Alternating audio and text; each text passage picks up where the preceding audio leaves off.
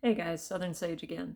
So we're still talking about our Survival Garden 2025. So a couple of days ago we talked about how we should divide the garden up and about half of it should be easy keeping calorie crops, and we talked about those yesterday. Today we're going to talk about the next quarter of the garden, which is bulk vegetables. So what goes here is anything that your family will eat every time it's on the table. Okay? Doesn't really matter what it is. It is any old vegetable that every time you serve it, they will eat it. And that you have room to store. So you have to either already know how to put up a lot of this vegetable, you have to be willing to learn, and you have to have the space to do it. So for example, if frozen broccoli is the thing that everyone will eat, you can put broccoli in everything, and you currently buy it frozen from the store.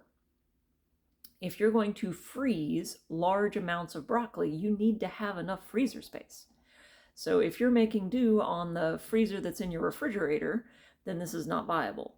So you either need to pick a different vegetable, or you need to think of a different way that you can store broccoli, where you can store it in bulk, or you need an extra freezer.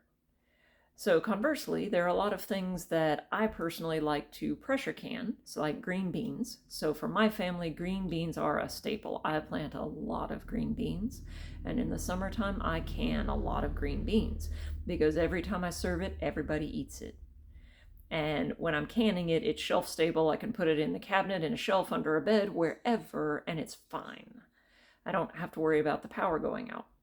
So if you have a vegetable that you currently buy canned or could buy canned, or that you currently buy frozen but think you could tolerate it canned, you probably need to learn how to pressure can if you haven't already.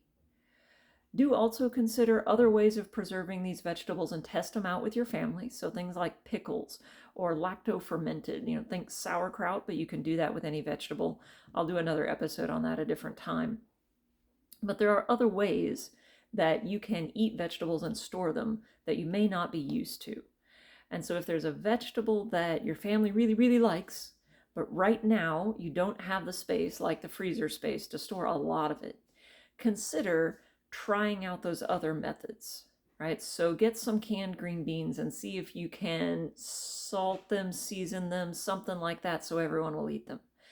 If it's a broccoli, try a lacto-fermented broccoli. It has a really cool flavor, it turns out, and that will keep on a shelf or canned, water bath canned, for a very long time. So all in all, we're picking one, maybe two different vegetables. We're planting a lot of them, right? Depending on what your space, we'll say what a lot is, but you're planting a lot, and you're trying to store as much of this as you can for the non-growing season, because you know everyone will eat this food to go with all of the calorie crops, root crops, winter squash that you planted in the other half of the garden. Okay? Tomorrow we will wrap up our Survival Garden 2025 planning with our fresh eating, nutrient focused, fun quarter of the garden. All right? So until then, like, subscribe, comment down below with what you want me to talk about next, and I'll see you next time.